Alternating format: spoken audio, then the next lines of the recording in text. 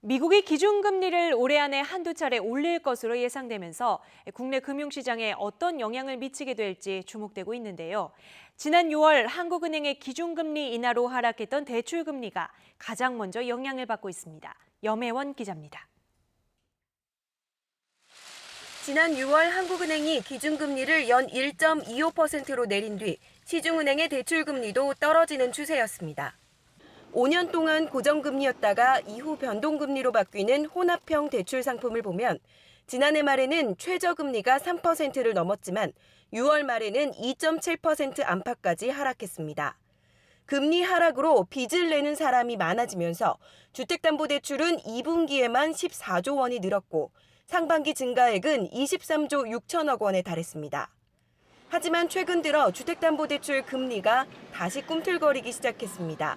미국이 기준금리를 올릴 것이라는 전망이 우세해진 탓입니다. 6월 말 연저점을 찍은 대출금리는 0.1에서 0.3%포인트씩 오르더니 지난달 말에는 다시 최저금리가 3%를 넘는 은행이 생겼습니다. 고정금리가 오른 뒤에는 변동금리 대출 이자도 상승할 것으로 보입니다.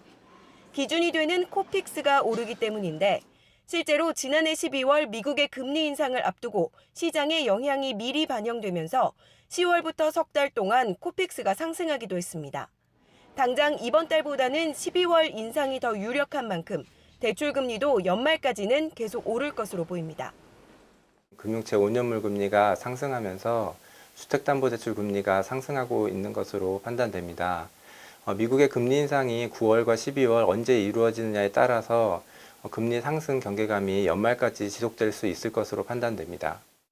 업계에서는 이런 추세가 이어진다면 정부의 가계대출 조이기에도 좀처럼 줄지 않던 주택담보대출 규모가 감소할 수도 있을 것으로 내다보고 있습니다. YTN 염혜원입니다.